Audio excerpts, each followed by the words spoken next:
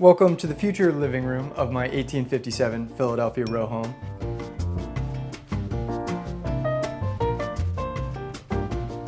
These old beams behind me are near and dear to my heart. The story with these beams started many months ago when I took down the plaster ceiling here. These old joists are so beautiful. There's actually marks now left on the bottom of the lath strips and the nails that used to hold that ceiling, which some people might see as an imperfection, but I like to see it as a little piece of the story of this house. Next, I had to add 2x3s up into each joist bay so that I'd have a mounting point for drywall and a cavity for electrical and sound insulation between here and the bedroom right above it. Then we got this whole ceiling drywalled, and now I'm dealing with the consequences of my actions and decisions, and I need to cut in on every single line of these old joists to make the ceiling look nice and clean. First, we're cutting in with primer, then we have to go back and cut in with paint, and then we're probably gonna have to cut in a second coat. And it takes forever. You might be wondering why I didn't decide to use masking tape to make this job a million times easier. The answer, I have trust issues. I've been burned too many times by the masking tape. If the paint is dry and you remove the tape, sometimes the paint peels. Also, with irregular surfaces like old wood, the tape doesn't stick great and paint bleeds through. My perfectionism turned a 4-hour job into a 24-hour job, and I'm not mad about it. We're really getting there. Just these two left. All the other ones done. This is what I'm doing. It's pretty clean. The past 2 days doing this, I didn't get any on the beams. Got a little bit over there. You just have to wipe it off with a paper towel, but it can be a little messy, so I'm being super duper careful, and it's a sharp line. It's looking nice. I think I'm gonna get a new color, a little bit of a darker color, because I want to just tone down this contrast, this really stark white next to the beams. It's just a little bit too much. I want to soften it, but not take too much away from the beams. Just in this priming phase, I've spent probably at least 10 hours. I like to think I'm getting better at it. Just doing something like this for so long, you really get a feel for just how the paint works, how the brush works. And it's a lot of like kind of getting the paint up there, away from the edge, and then slowly working it in towards the edge and like using pressure on the brush to splay out the bristles a little bit here and there. Yeah, just fine work. And despite the discomfort of craning my neck like this and working up on a ceiling and having to be so careful, and like oftentimes I'm holding my breath and like just focusing on not getting paint on these beams, I do find it quite enjoyable. I've been listening to some podcasts, just really getting into the zone with it. Just being my house, I don't know, I wouldn't trust anyone else to do this, and I wouldn't want anyone else to do this. With kind of every area of the house, I really love the idea of occupying these spaces in the future and always looking up, having fond memories, painting this ceiling and sanding these beams and doing all this work. I think it really makes for a rich living situation when you're surrounded by the product of your labor. Whoa, there's another guy in my house. I've been painting alone for the past month, driving myself insane, but here's my friend Chris, surely saving myself from psychosis. He's a friend from architecture school and so generously offered me a hand on this beautiful Saturday afternoon in Philadelphia. We headed to the paint store together and picked out a new color. It's a taupe. It's called muslin. It works well with the Swiss coffee color as well as the dark, rich green vintage Vogue that'll be on the fireplace. I think it's looking nice.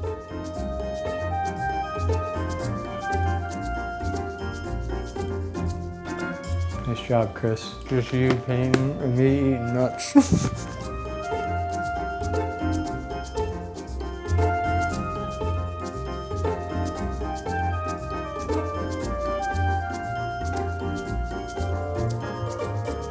Exciting day today. Finally not alone. We got the HVAC systems getting installed. So we got the gas furnace in the basement, and for the AC, out on this roof, we got the main system that's ducted through the whole house, and that's for the mini split there. All right, mini split isn't up yet, but it's gonna be going right up there, kind of out of the way, up above these rafters. It's pretty exciting. One step closer to an occupiable house, especially with the weather getting colder, having some heat and Also, running the systems helps dry out the floors and just all the materials really, which is necessary for refinishing. Getting back to what we know and love, painting. So we picked this color. I think it works pretty well with the Swiss coffee. And I like the idea of just carrying this color up onto the ceiling. I decided to go with a matte sheen on this wall and this color, just so I could use the same for the ceiling and the wall, and it's kind of a nice sheen. I really love, it's hard with this fridge in the way, but I love the green, dark, rich green with the brick and with the brown of the wood. Super nice. And I also did just this one bay to test this color on the ceiling. And I kind of like how it really differentiates this space from that space. And then carrying maybe some of these colors and this wood color up over to here, maybe doing that paint on this ceiling, maybe wood. I'm gonna do wood up here. But either way, like this space kind of reads like that space and is divided by this little like compression area once the fridge comes out, maybe coffee bar on that way. So it is open, contracts, expands again here, designed. Coat on the ceiling is kind of the last paint job here. Pretty good coverage with one coat.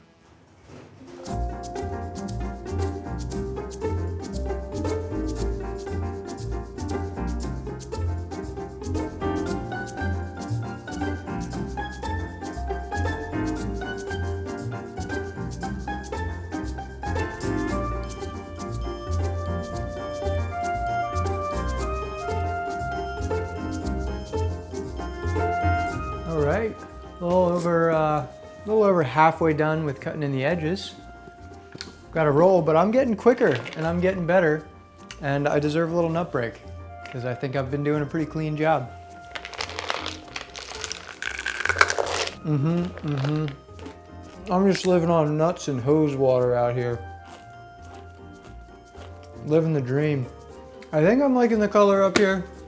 It's scary because I do not want to do this again.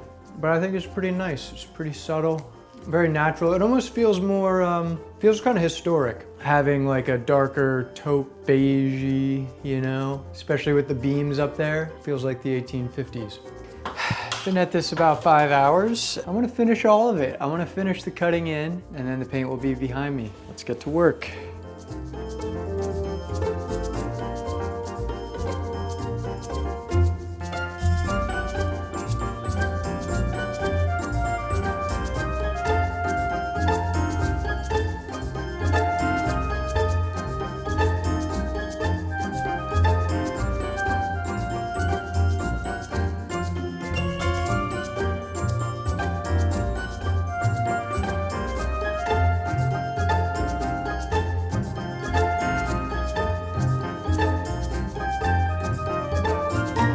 Hey, I'm editing this video you're watching, and I want to give you a little sneak peek out here.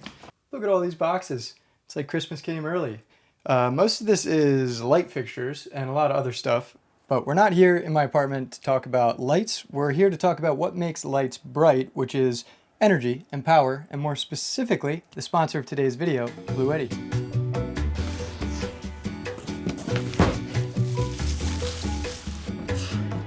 This is their brand new B500K expansion battery with a massive 5,120 watt hours of capacity. The new B500K is compatible with all existing Bluetti products as well as future products. And I love the compatibility and versatility that Bluetti's system provides. It's plug and play, so you can easily connect different batteries and expansion batteries to meet your capacity needs, all the way up to 100 kilowatt hours. Here we have the Bluetti Apex 300 paired with the B500K. The Apex 300 has 2,764 watt hours of capacity, whereas the B500K makes a huge addition to that with 5,120 watt hours of capacity, bringing the total of both of these units combined to just under 8 kilowatt hours. And if that doesn't mean much to you, another way to put it is it could keep your phone charging every day for 2 years. When you start to get an idea of how much capacity you have here, it gets really exciting to think about how this could work with an RV setup, camping setup, or anywhere that you don't have reliable power. Another great use case of a battery like this is if you have a solar array or you're considering solar, Your battery system is just as important as the panels because that energy all needs a place to go so you can utilize it when the sun's not out. The Bluetti B500K has exceptional value when you consider its capacity. It's the best cost per watt hour that you can find in any battery of its class. For me, I plan to use this system as an emergency home backup. If I ever lose power for a few hours or a few days, I know that I can keep my groceries from going bad or my Wi-Fi router from going down. It can handle a lot of the critical loads for really quite a while. Thanks again to Bluetti for sponsoring this week's episode. Use my link in the description to learn more about these products and maybe pick one up for yourself if you want to have power anywhere. It's a brisk morning here in Philadelphia, like 35 degrees, 0 degrees Celsius if you're international. Look how cool, see that light? See that light from the light well? I love that. I love that so much. The back of the house is facing east and it's a sunny day out. So the sun's shining through the back bedrooms and coming in, plus the skylight from the light well. But like, I think that's so cool. It's like, it's so enticing to go up there. To start this morning, I want to talk about some kind of lessons learned or areas where I had ideas coming into this project and then the reality is a lot different. And I see a lot of things in the comments that I totally would agree with at the beginning of this project, and now I'm doing things differently than I thought that I would have because of the reality of a project like this. So for the people watching that haven't gone through a renovation like this, I hope some of these notes can be helpful. Up on the third floor, check out my mini split. It's so fun to start seeing these like final kind of fixtures, and the fact that now like I can't turn it on yet, but very soon I'll be able to actually heat the house on a cold morning like this. So the first thing I want to address is the white paint. If you've had the experience choosing white paint, you know that it can make a big difference, and even if it's subtly off-white, you know, the undertones and is it a warm or cool or is it a slight gray, or it's nuanced. But I did get some comments saying like, it's my house, you know, I can paint it any color, and why would I choose just to paint everything this boring white? Like, why not get more creative with it? At the beginning of doing the paint, I actually totally agree. There were a lot of feature walls I wanted to mix in this rich green color, and I talked about that in previous videos. And once you're in the position of being alone in a house and having to paint the whole house for a whole month, you start to try to make your life easier.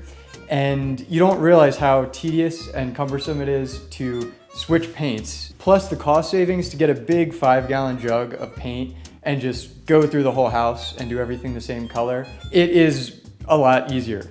And the final thing, you've seen it in these videos, the decision fatigue is crazy. There's so many decisions to make and it's terribly difficult. And if I have to go through and pick paint colors that I want to live with for a long time, it's like impossible. So it's way easier to just pick one neutral base color, and then you can build from there. And when you're living in the space, you can take the time to actually pick the right colors for the right spaces, and paint's one of the easiest things to change. On that note of something that's easy to change, there is a macro idea of how I'm doing this project that is different than a lot of projects, that is guiding a lot of these decisions. So right now, I'm basically rushing to move in. And I want to move into as unfinished of a house as I can, because the sooner I move in, the sooner I'm saving money by not also having to pay rent. I'm not trying to make this place perfect before I move in. So that's part of the rationale with the paint. But also, even right where I'm sitting, you can see these exposed joists and joist hangers. I think I'm going to be moving in with it looking like that. And that's a future project. I want to do a glass floor. I want to custom design it. And it's like, it's going to take at least a month to design and build. And I want to give that project the time, care, and effort it deserves. It'll be so much easier to do it when I'm living in the space.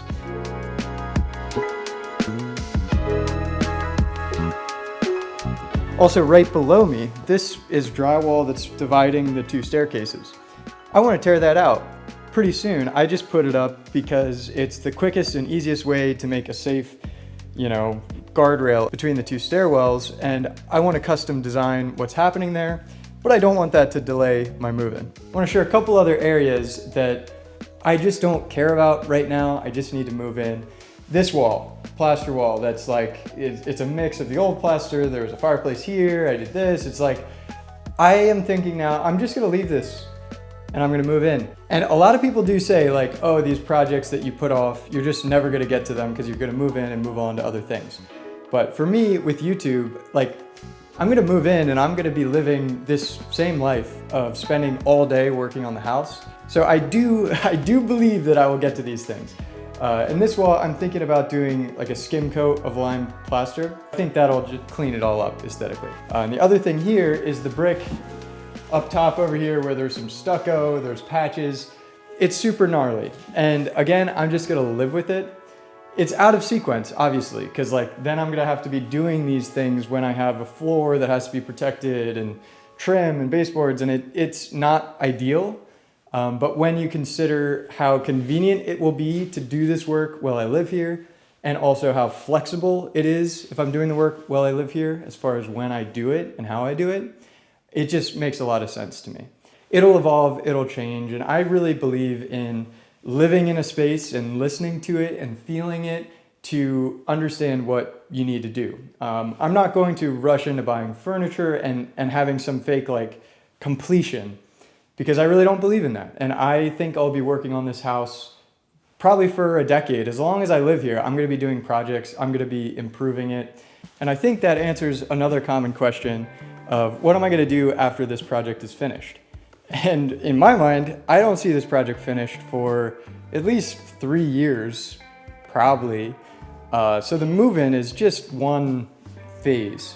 And I have all these fun projects planned for after that I'm saving because I want to custom design them. I want to make them ornate. I want to use laser cutting and 3D printing and interesting fabrication methods and solving problems and interesting detailing and like all of this stuff. And they're projects that I want to dedicate a lot of time and focus to.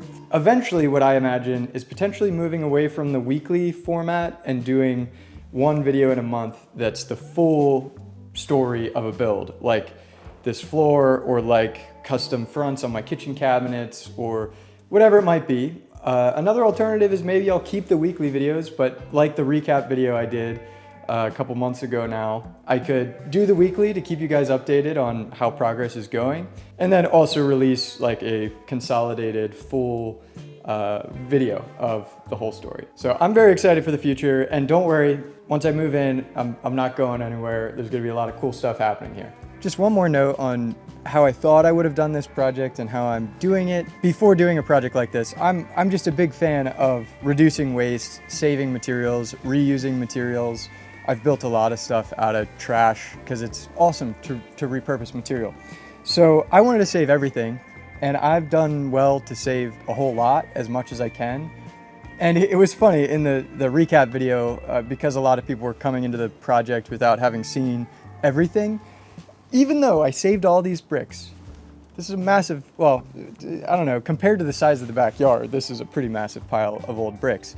And there were people commenting like, why are you throwing away all those fragments of brick in the backyard? You know, I had to pay like $300 to get all these brick crumbs removed. And people are like, oh, you could have saved them or built something. And it's like, these are just a bunch of broken bricks. And I agree, I would have loved to save them and build them into a wall, but the house is so small, there's no actual practical area to build a half brick wall. And it's like at some point, I really realized the cost of keeping materials, the limited space, how many times I've had to move things around. This whole brick pile I had to move because things happen in construction and you just need access in certain places at certain times. And having all this material, you could store it in a warehouse or something, but then you're paying rent, then you're moving it, you know, between the job site. So and some people too, like, you should sell things on Facebook Marketplace. I hear that, and I would have thought that too, but the reality of the quantity of waste that was coming back here, you know, the amount of old wood, the amount of brick, it just was not feasible. And the amount of time to coordinate like Facebook Marketplace, it just doesn't make sense. I don't have the time or energy or ability to try to sell a pile of half bricks. Even though I couldn't save everything, obviously, as you know, I saved a whole lot. These bricks my basement is full of old wood that I need to find things to do with. So I didn't abandon that idea in the beginning, but my view of it definitely changed. So I hope that's insightful. Now we got to finish up the paint. Well, here I go painting again. But this time it's different because I think it's the last major painting I have to do. I'm gonna have to do a ton of touch-ups because I'm doing the paint kind of out of sequence. But don't worry about that. I just have to finish up the ceiling. I gotta roll it, and then we can do other things.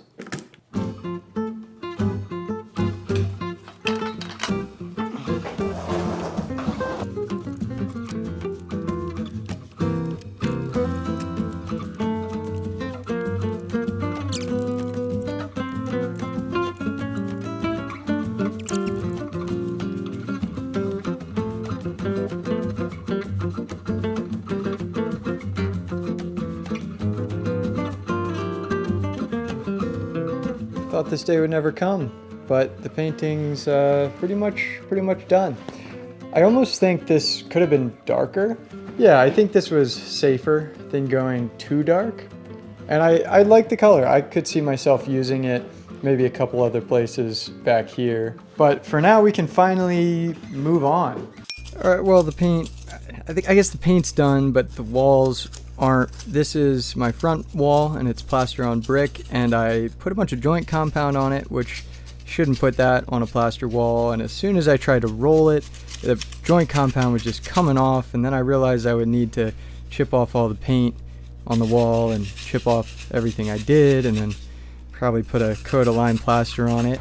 So instead of getting started on that, I took a 3-day work week and stared at the ocean for 72 hours. Thank you from the bottom of my heart for sticking with me this past month of watching paint dry.